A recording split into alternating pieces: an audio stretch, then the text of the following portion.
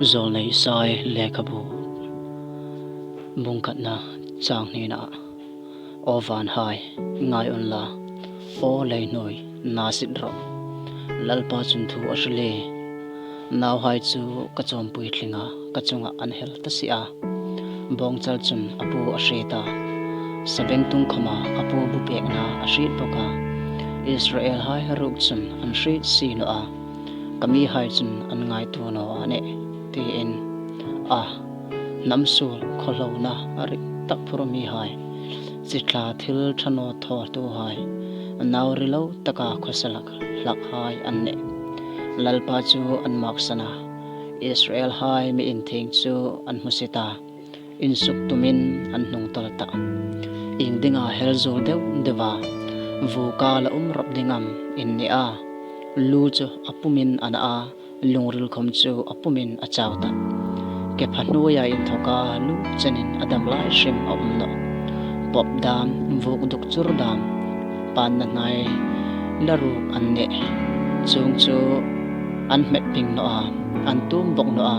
sahri khom an nal bok no in ram chu raw sanin a zauta a in kho hai chu main akang zawa in ram chu ramdang mi hain in mit mu nge ya an ne zawa ramdang mi hai succeedin ase zauta zai on naw nu chu grab na veng buk angle fang ma hu na tru angle khopuin hol vel anga mak sanin a umta sipe hai lalpa chun la bi hai tlom te milo la pek no sin la chu sodom angkhan dei ta ngai ta gomora angal khan ta ngai te sodom rural tu hai lalpa thu hi sheunga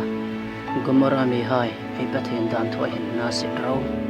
lalpa chun ilin thoin zo uzai kata ding ingam athang kaina a oma beram chal pumro manga ilnan le aran chom thau hai thau cha kamokta bong chal hai le beram te le kel chal hai thisena hin kalon tano kama hin inin lang dinga in hung hin kabig in hon sung tu lai he siringin tu inam aphut chewa thilpek mai hai chu hung choi tangai no ro thil rimin nik khom chu kata dingin thil tar dak tak ane thlathar dam cholni dam in khom puya in fir khom dam mai chu kangai theino topel kholona mai ane in khom ro pui tak khom he in thlathar hai le in hun bine ro the hai chu kalung rul chun athei da ane kata dinga thil nok sak tak ane tur kamok ta ane chung chun in kot in pharpha khom in tinga chun kamai hip tang kata ane voitam takin trong trai nung kamin ngai tano nenga in kot hai chu thisenin asip sia in sobun la in su fairo kamin hu pha on a in thil tho hai hi asul na chu si mongro sul tho el hi mata un la thil thatho in su taro rorel na fel zongun la next sor na tur hai chu thang puyun la pabo hai chu rorel pe kun la mai thai hai chu shil pui ro ti hi lalpa chun hung ta u ngai tu thla ngai tiu in sul hai chu sanin lar angin ta sil la khom fur angin var ti sendu angin senta sil la khom